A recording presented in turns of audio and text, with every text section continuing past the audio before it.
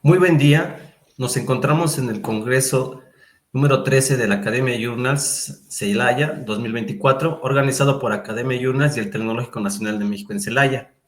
Asimismo, nos es grato comunicarles que este es el Congreso número 100 de la Academia Journals en México. El día de hoy nos acompaña la doctora Anne Godelev-Velens, quien es una doctora egresada del Centro de Estudios Superiores en Educación del 2023, quien nos dará una conferencia. Voy a permitir leer una pequeña semblanza de nuestra invitada para dar unos pequeños antecedentes sobre su trayectoria académica y los temas que maneja. La doctora Anne Godelev-Velens es doctora en educación por el Centro de Estudios Superiores en Educación, egresada en el 2023. Es maestra en Ingeniería Ambiental por la Facultad de la Ingeniería de UNAM, egresada en 1993. Es posgraduada de Administración Industrial de la Universidad KUL, Bélgica, en 1989, e Ingeniería Industrial Química por la Universidad de Grep de KUL, en Bélgica, de 1988. Actualmente es profesora en la Facultad de Ingeniería de la UNAM desde 1994. Su perfil académico es especialista en modelos de dispersión de contaminantes atmosféricos como AirMod y CalPUF. A partir de su participación en el posgrado en Ingeniería de Sistemas, se ha especializado en el análisis de datos.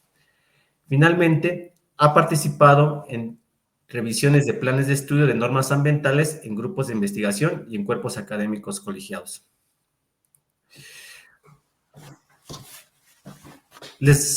A continuación, les dejo con la doctora para que nos haga la presentación. Doctora, nos es muy grato su presencia en este congreso. Agradecemos mucho que haya aceptado la invitación y pongo a su disposición el micrófono para que nos imparta su conferencia. Muchas gracias, Salvador. Llamé la presentación hacia una cadena de suministro sostenible, desafíos de la industria 5.0. Y vamos a hablar primero un poquito sobre qué es la quinta revolución industrial, después sobre los problemas de sostenibilidad en la cadena de suministro para llegar a los objetivos de desarrollo sostenible y como soluciones ver algo sobre la logística inversa y la economía circular, y específicamente la minería urbana, y ya con eso podemos concluir la plática. Entonces, pues sabemos todos que la primera revolución industrial se trató de empezar a usar máquinas hidráulicas y de vapor. La segunda revolución industrial ya consideraba la producción en masa y la energía eléctrica. En la tercera revolución industrial ya se fue dando importancia a la informática y la producción automatizada, y todos hablan actualmente de la industria 4T, que incluye la robótica y más bien el Internet of Things, o sea que todos los datos que se van generando que estén conectados en tiempo real a la nube. ¿Qué es la quinta revolución industrial? Pues toma todo lo anterior, pero lo pone dentro del marco de sostenibilidad, resiliencia y responsabilidad social, en donde se busca tener un mayor equilibrio entre la tecnología, entre la tecnología y las necesidades humanas. Si antes ya era en la cuestión de la sostenibilidad, que vamos a comentar un poquito más adelante, con sus tres vertientes, la economía, la parte social y lo ambiental, en realidad aquí en la quinta revolución industrial se está dando un poquito un mayor enfoque a la parte social y ambiental que lo que no se había logrado anteriormente.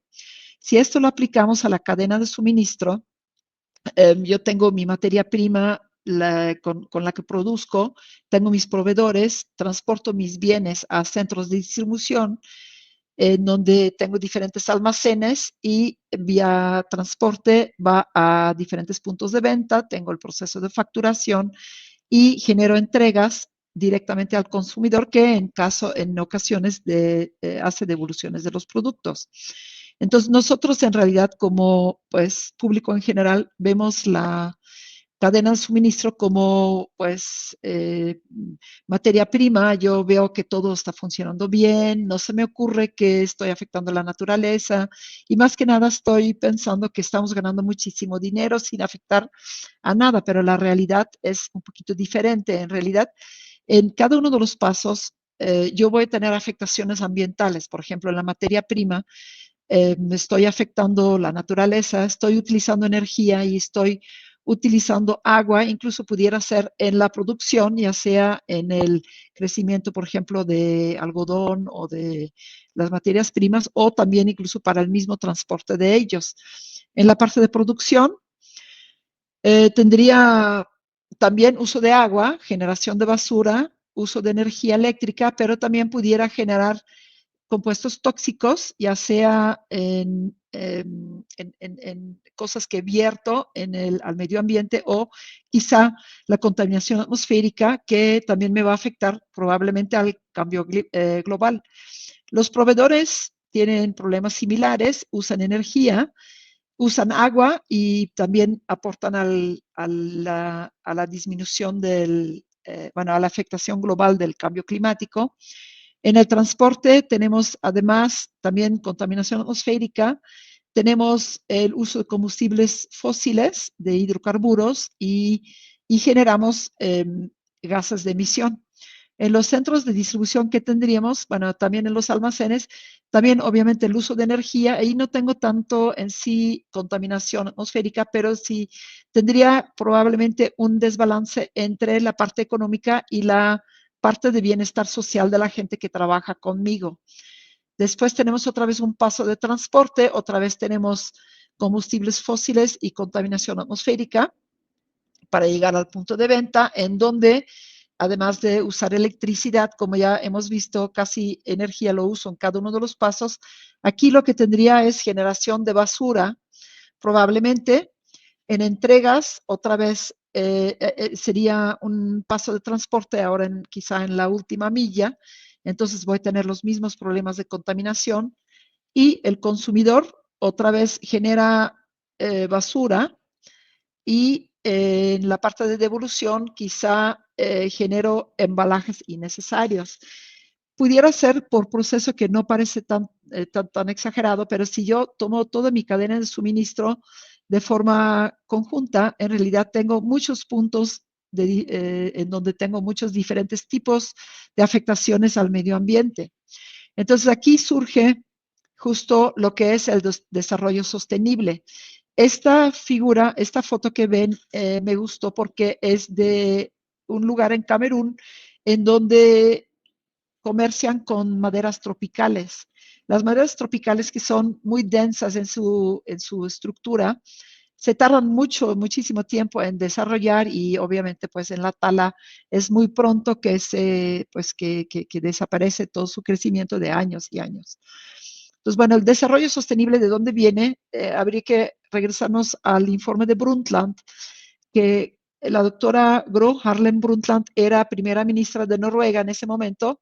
El informe Brundtland se hizo en 1987 por una comisión de la ONU y lo que se plantearon esas personas en su momento es contrastaron las posturas del desarrollo económico con la sostenibilidad y vieron la necesidad de replantear las políticas de desarrollo económico porque al avance industrial de ese entonces se estaban dando cuenta que en realidad iba pues a la par con un costo medioambiental alto y era qué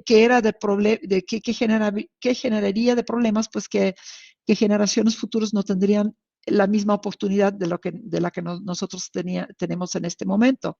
Entonces, de ahí sale la definición del desarrollo sostenible, que es un proceso industrial que satisface, o un progreso, sí, progreso industrial, perdón, que satisface las necesidades actuales sin comprometer la posibilidad de que las generaciones futuras puedan satisfacer sus propias necesidades.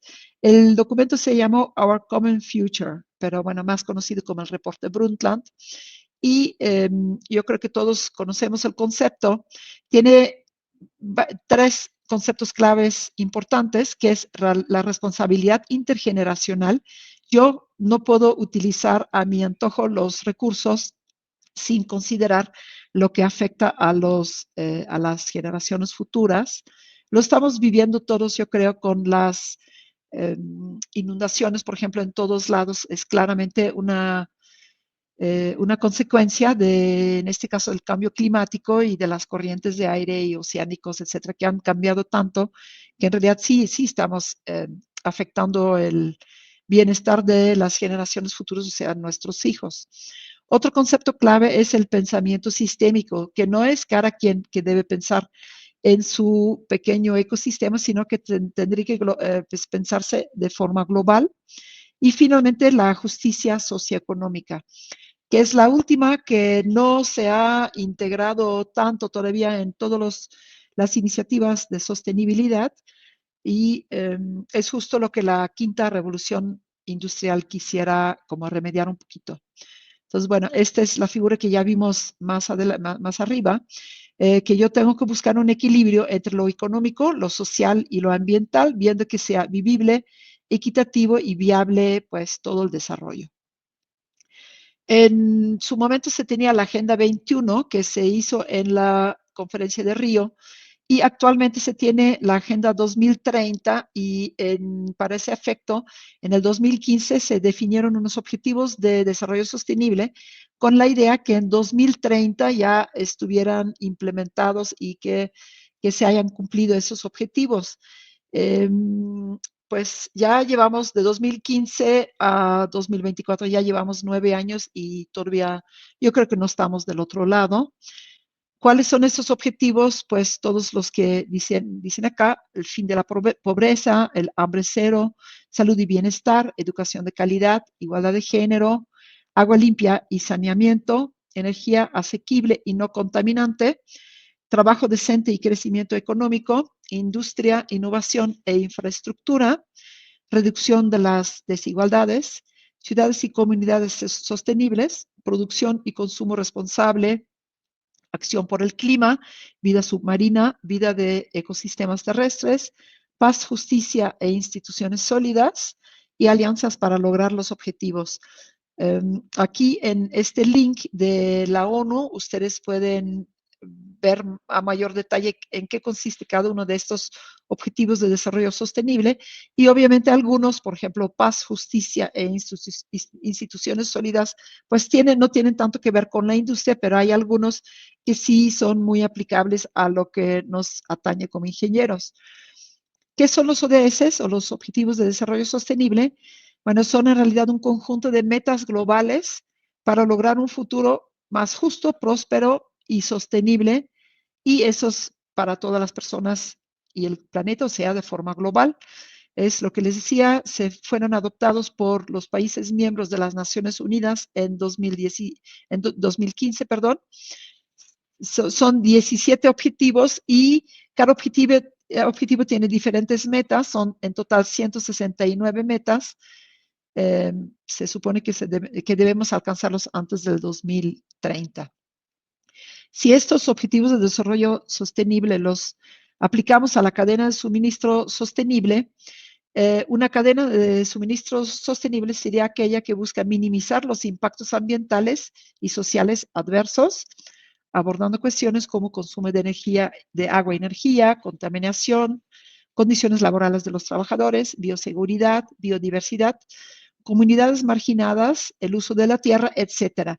Son obviamente todas esas cuestiones que están inmersos en las metas definidas en los 17 objetivos de desarrollo sostenible. Si nos regresamos a los problemas de sostenibilidad que habíamos mencionado para la cadena de suministro, podríamos definir cuáles son los que más aplican para el caso de nosotros, que pudieran ser igualdad de género, agua limpia y saneamiento, energía asequible y no contaminante, trabajo decente y crecimiento económico, industria, innovación e infraestructura, producción y consumo responsable y acción por el clima. Aunque más directamente pudieran ser la 8, 9 y 12, porque, por ejemplo, agua limpia y saneamiento se trata de, bueno, por ejemplo, que la industria no ocupe el agua limpia que sería para consumo humano. pero no ayuda, por lo menos, no, a menos de que sean plantas de tratamiento, etcétera. Pero la producción de productos, como lo conocemos como un ingeniero industrial, generalmente no ayuda a mejorar el agua limpia, el saneamiento, pero sí, digamos, influye. Lo mismo con energía, la acción por el clima, etcétera. Entonces, bueno, ¿qué retos tenemos de sostenibilidad? Pues necesitamos tecnología limpia. Esto obviamente se traduce en inversiones importantes. También otro reto sería buscar soluciones sostenibles. Ahí lo que necesitamos son paradigmas nuevos que me hacen cambiar mi visión de tal forma que el mismo problema lo puedo resolver de una forma que antes a lo mejor no lo percibía como posible, pero que con este diferente punto de vista a lo mejor podría, pues puedo mejorar la sostenibilidad. Pienso en, por ejemplo, barnices con base en agua, ¿no? Antes era como impensable que el barniz, ya se sabía, era en base solvente, pero simplemente pinturas y barnices bueno, no sé si es fácil químicamente, pero se puede perfectamente hacer con base en agua y es mucho menos contaminante que hacerlo en base a solventes. La prevención de la contaminación es otro reto de la sostenibilidad. Eso tiene que ver, por un lado, tendría que poner en la balance el costo de lo que genera, bueno, de lo que tendría que utilizar para prevenir la contaminación o para remediar la contaminación contra la eficiencia de los procesos. En realidad, ese es un ejemplo en donde eso se ve casi en la mayoría de los elementos de sostenibilidad, o si yo quiero disminuir la contaminación, siempre va a ser más fácil atender el problema en la fuente, quizá con, como habíamos dicho, tecnología más limpia y soluciones sostenibles, que remediar posteriormente, que normalmente es muchísimo más costoso. Luego también lo que podemos hacer es enfocarnos en la administración de productos para incrementar el valor sin necesidad de quizá utilizar tanta materia prima agotable, etcétera. Ahora, con todo eso, la pregunta es, ¿el énfasis está en la tecnología o está en la gente? Eso es justo lo que quiere remediar un poquito la industria 5.0, porque antes nos hemos enfocado más en la cuestión tecnológica, en la industria 4.0, pero la gente y la sostenibilidad, pues, ¿en dónde quedó? La otra pregunta es si la tecnología realmente es limpia, porque si nosotros si utilizamos, por ejemplo,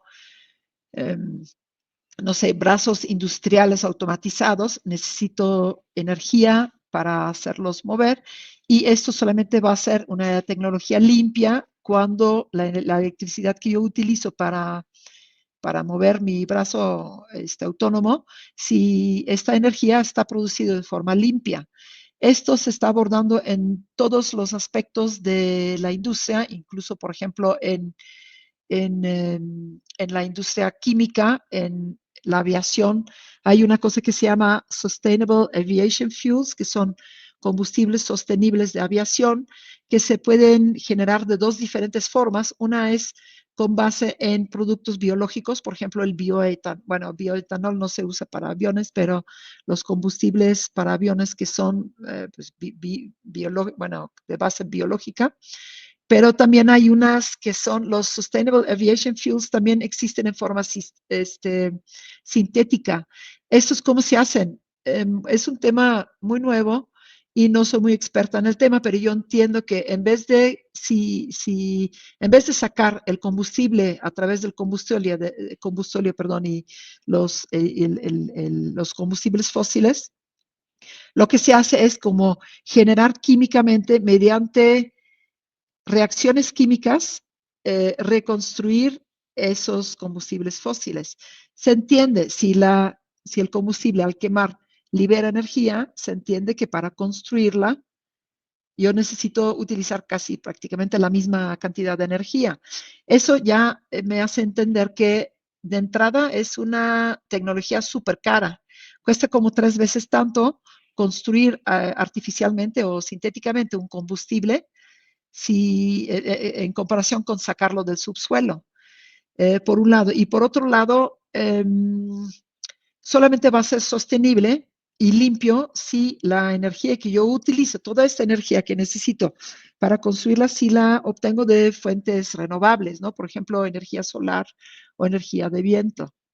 Entonces, bueno, eso de que si porque un coche eléctrico pudiera parecer limpia, porque yo no utilizo combustibles fósiles y yo no emito contaminantes atmosféricos en el lugar, pero las baterías para producirlas y para disponerlas son realmente también, pues, tienen su reto, digamos, ambiental en cuanto a la energía que utilizo para, por ejemplo, si lo uso si la energía la saco de una carboeléctrica, pues es el mismo problema, nada más que mi emisión no está en el lugar en donde yo utilizo la energía, sino en donde la produzco. Bueno, esto solamente para como marcar un poquito que pudiera sonar fácil mejorar la sostenibilidad, pero en la práctica pudiera no serlo tanto así. Bueno, esas cuestiones de sostenibilidad también tienen su explicación en la filosofía, porque tiene que ver con derechos humanos. Y si los derechos humanos siempre tratan de la igualdad. En su primera generación teníamos los derechos humanos individuales que tenían que ver con el derecho de poder tener una propiedad, por ejemplo, ¿sí? Ya hace más de 300 años.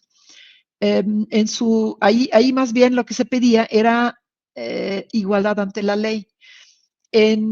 A finales del siglo XIX, en la segunda generación de derechos humanos eran derechos económicos y sociales. Ahí se buscaba igualdad entre capital y trabajo. Ahí se trataba de los derechos de poder trabajar, de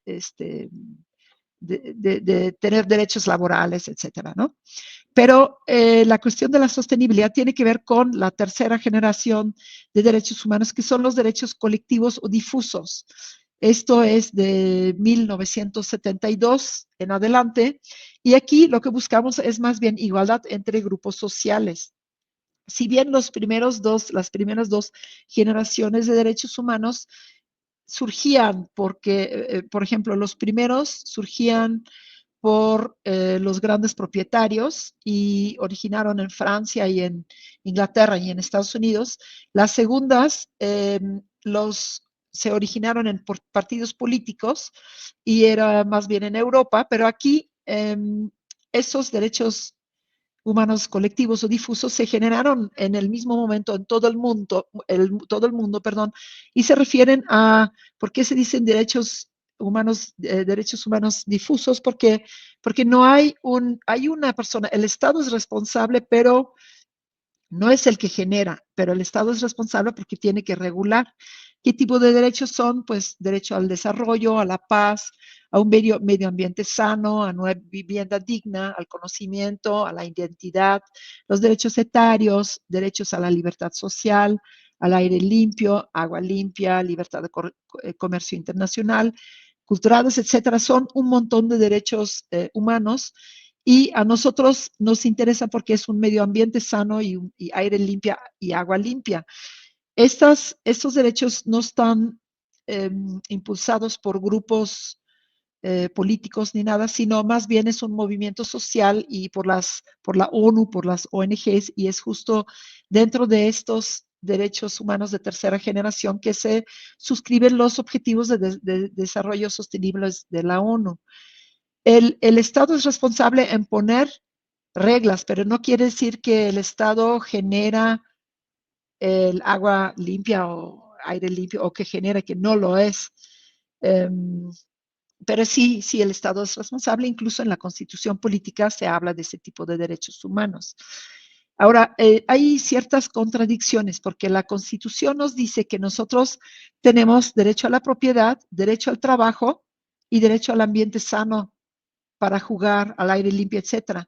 Pero en realidad hay como una contraposición porque el trabajo en realidad me genera contaminación y al mismo tiempo mis hijos tienen derecho y quisieran jugar en ambientes sanos, etcétera. Entonces es un poquito desde esta perspectiva que nos es importante pensar en una cadena de suministro más sostenible. ¿Por qué la quiero tener más sostenible? Porque no es nada más en beneficio pues de la población en general, sino que las organizaciones pueden también mejorar sus ingresos hasta un 20% y en el mismo momento incrementar el valor de la marca en un 30%. Porque inversión en cadenas de suministro sostenibles en realidad quiere decir que yo soy más eficiente en lo que yo hago y contamino menos. Y todo lo que yo no emito al aire, pues son materias primas que yo ya no lo ocupé. ¿De qué forma lo puedo hacer? Pudiera ser con, bueno, lo que le llaman quick wins, que son como pequeñas acciones que son rápidas, pero sí funcionan, o pudiera ser un cambio de tecnología que pudiera ser lento y caro. No sé si están viendo que se debería de reproducirse el video, pero son unos robots que cargan equipaje o que cargan, pues, como típicamente para en un almacén. Obviamente, esta es una etapa de prueba en donde están viendo qué también funcionan estos equipos para, eh, pues, para seleccionar el lote correcto y llevar el producto al lugar correcto, etcétera. Es caro y lento porque necesitan muchos momentos de prueba, necesitan inversiones muy grandes, pero bueno, ahí habría que poner en la balanza qué es más eficiente o podríamos, yo creo que, utilizar una combinación de los dos. Y ahí vamos a lo que nos atañe como ingenieros industriales, como alternativas de mejora, yo pudiera maximizar o minimizar, ¿no? Si lo hablamos en términos de la ingeniería en la investigación de operaciones, sería maximizar o minimizar funciones objetivo de manera eficiente, de tal forma que yo pueda ahorrar tiempo y recursos, pudiera ayudar a tomar decisiones con base en datos y análisis, son como herramientas que antes no se utilizaban, de tal forma que mis decisiones vayan a ser informadas. Pudiera identificar la mejor combinación de variables para lograr un objetivo específico. Pudiera aumentar la eficiencia de los productos productivos. Ahí estoy más en la parte de la ingeniería industrial directamente. Pudiera optimizar y reducir la utilización de la energía, incluso los mecánicos y los ingenieros eléctricos que diseñen los productos de una forma un poquito más adecuada. Pudiera reducir el consumo de combustibles en el transporte bueno, utilizando, por ejemplo, transporte eléctrico, etcétera. Y en general minimizar el desperdicio de los recursos naturales. Ahí podría irme como hacia la cuestión de Lean Six Sigma, pero en realidad todas esas acciones lo que buscan es optimizar. Y dentro de estas soluciones, se está hablando siempre más de la economía circular, en donde yo tengo mis materias primas y si diseño, produzco o reelaboro, distribuyo, consumo, pero también reutilizo, reparo, y luego los desechos los recojo, los reciclo y una parte de ellos va a entrar de nuevo a mi proceso como materias primas. Dentro de la economía circular, quien se encarga de los procesos para llevarlo a cabo, sería la logística inversa, que pues es un poquito, es un ciclo muy similar al de la economía circular, que en un primer paso la industria produce y embala los productos. En un segundo paso los distribuyo para comercializarse. En un tercer paso se venden al consumidor, pero la diferencia que con una cadena de suministro lineal o una logística clásica, después de la vida útil, el producto se recoge y se envía para ser reciclado y ese es cómo se puede cerrar el círculo. Si definimos la logística inversa, sería el conjunto de actividades logísticas de recogida, desmontaje y procesado de productos usados, partes de productos o materiales con vistas a maximizar el aprovechamiento de su valor y, en general, de su uso sostenible, que incluye pues la recuperación y reciclaje de envases, embalajes, residuos peligrosos, procesos de retorno y devoluciones del cliente, cuidar que no tengamos excesos de inventario, por ejemplo, pedir los productos just in time y cuidar que no tengamos productos obsoletos y inventarios estacionales, por ejemplo, de Navidad, que los tengo que guardar hasta el siguiente año. Obviamente se siguen rigiendo algunos principios de la ingeniería industrial, pues mientras más productos se devuelven, mayor es la reducción en costos logísticos, es la economía de escala, pero también lo contrario es verdad. Si yo pido en Amazon unos tenis, no me quedan y los vuelvo a mandar, es realmente muy complicado que sea un proceso pues necesario y eficiente, ¿no? Si para mandar de regreso un producto, pues de ninguna manera puede ser eficiente. Eso es justo, pues, lo que serían las entregas fallidas, ¿no? Incluso de Amazon, si yo pido algo en Amazon, normalmente, pues, me piden como, pues, 3 veces, quizá, sí, porque dicen, yo voy a llegar entre las 8 de la mañana y las 11 del día, y está uno esperando y a las 10:30 de la noche dice, pues, no pudimos ir, vamos a ir mañana y ya pedimos el día de trabajo, etcétera. Como que sí hay mucha posibilidad, yo creo, mucha oportunidad de mejora todavía en esta parte de entregas fallidas. Pues eso de la logística inversa exige a la empresa en realidad más esfuerzo, más trabajo, más inversión, porque tengo que recuperar primero, después mandar a reciclaje, etcétera, etcétera, etcétera, ¿no? Bueno, entonces, ¿cuáles son los pilares de la economía circular o con la logística inversa? Hemos siempre escuchado reducir, reutilizar y reciclar, pero el primer punto sería como un poquito todavía más importante, la parte de rediseñar, porque yo no puedo tener en realidad una cadena de suministro circular si no se diseña desde un inicio, perdón, de una forma reutilizable. Esta imagen es de una tortuguita, incluso le llaman cacahuete, creo, que de chiquita, por alguna razón, se metió en un empaque de six-pack y pues así creció de una forma completamente, pues deforme, perdón, y completamente innecesario, ¿no? Se debió haber eh, utilizado un diseño más resiliente y más adaptable y con más, además de que se debió haber visto cómo, bueno, cómo disponer de ello de forma más adecuada. Aquí hay un ejemplo de una construcción modular, un segundo porque también tiene un video, que es para hacer casas. La empresa se llama Gablock y es de Lieja, Bélgica, mi país natal, por cierto, en donde hacen casas tipo Lego, que es más rápido, es más limpio y pues parece como juguetes, ¿no? Entonces se instalan como rompecabezas y es adaptable a muchos estilos de casa y mucho más económica. Incluso me parece que son reutilizables. O sea, claro, antes de pensarlo, quizá pues pudiera haber habido contraposición de la gente que lo ve pensando que pudiera ser una mala opción, pero bueno, es un poquito lo que les decía antes, lo de cambiar el paradigma. Otro ejemplo es la minería urbana.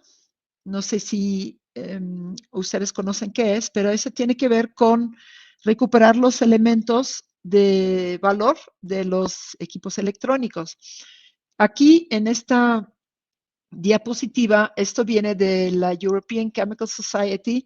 Ellos hicieron una forma alternativa de la tabla periódica que me indica qué tan, bueno, le llaman ellos element scarcity, quiere decir qué tan disponibles son los elementos. Los que están en color verde son bastante disponibles y va de amarillo a naranja a rojo. Y los rojos son realmente, pues, hay una amenaza seria que en los siguientes 100 años pudieran, pues, desaparecer estos componentes. Todo lo que tiene el telefonito quiere decir que son elementos que se utilizan en un smartphone, que quizá es el producto que más, pues más tasa de renovación se tiene en la mayoría de la gente, ¿no? Esta tabla periódica consta de 90 elementos naturales que están casi presentes en la mayoría de los de los productos que consumimos. Y se empezó a hacer desde el 2019 y se va cambiando como, bueno, que no cambia mucho, pero cada año la sacan. Aquí en el link de ouchems.eu pueden ver el Ouchems Periodic Table y ahí tienen toda esa información. Aquí en la versión del 2023 todavía hubo una diferente clasificación. Aquí dice la parte café oscura. Serious Global Problems through Overuse, ¿no? Serios problemas globales debido al uso excesivo. Estamos viendo C probablemente por CO2 y C, N y P son justo los componentes que están presentes en los, ¿cómo se llaman? Lo que se usa en la agronomía, los fertilizantes sintéticos, y claro, se están reintroduciendo en la naturaleza y que generan un crecimiento, digamos, poco controlado, por decirlo de alguna forma. Entonces, si nos regresamos a la minería urbana, en donde yo puedo sacar de celulares viejos, de teléfonos, de televisores viejos, todo, de cables, ¿no? Puedo generar oro, plata, estaño, paladio, cobre, etcétera. Y es realmente, pues, le puedo sacar lo mismo que en una mina, ¿no? Nada más que es mina urbana, en donde yo recupero lo que ya se ha utilizado en una vida anterior, digamos, como el equipo electrónico. Esto pertenece a justamente el ODS 12, producción y consumo responsable, y esto se contrapone con cómo se hace ahorita, que es recuperar la basura electrónica, lo mandan a China o a Ghana, y ahí también hay recuperación de materiales, pero en condiciones completamente insalubres, en donde queman los plásticos para poder recuperar, por ejemplo, el cobre o los otros metales. Bueno, entonces esta sería realmente una cuestión que deberíamos de evitar seguir con las prácticas viejas que afectan en realidad países enteros, ¿no? Como Ghana, para Ghana es una fuente importante de, de economía familiar, por decirlo de alguna forma, que los chavos van a los basureros de equipo electrónico sin usar para poder recuperar materiales. Si se hace de forma organizada en un lugar seguro para la gente que trabaja, etcétera, pues obviamente es mucha ganancia. Incluso estos mismos países pudieran participar, pero ya no de forma descontrolada como se hace en este momento. Con esto llegamos a las conclusiones. Y en primer lugar, es muy importante tomar en cuenta la sostenibilidad de la cadena de suministro y realmente urge empezar con la cadena de suministro circular, ¿no? Siguiendo la economía circular. Y si lo comparamos, bueno, si lo volvemos a juntar con lo que es la sostenibilidad, los objetivos que los típicos de un desarrollo sostenible, que son los económicos, que los tengo que poner en balance con los objetivos ambientales y sociales, yo puse aquí, no necesariamente están alineados, pero más bien pudiera decir, obviamente, en la mayoría de los casos no están alineados.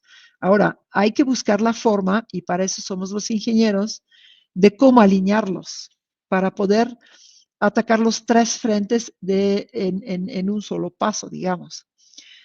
Y bueno, se requiere de ingenio para hacer las cosas de otra forma, como un ejemplo es la minería urbana.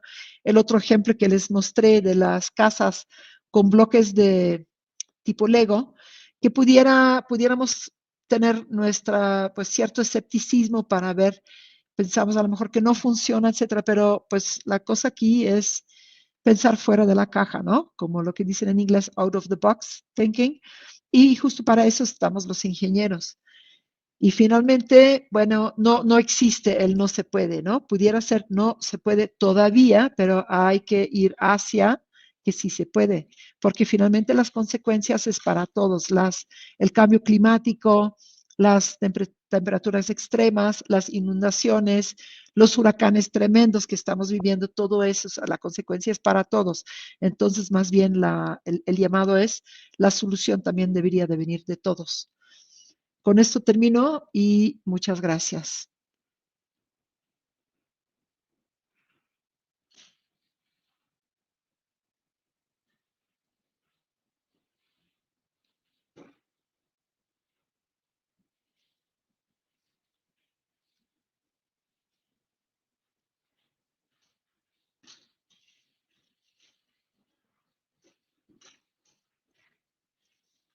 No te escucho, Chava. Perdón. Muy bien, doctora. Le agradecemos mucho esta conferencia que ha impartido usted al, al tecnológico. No me queda más que por el momento agradecerles su presencia en este evento del Academia Journals Celaya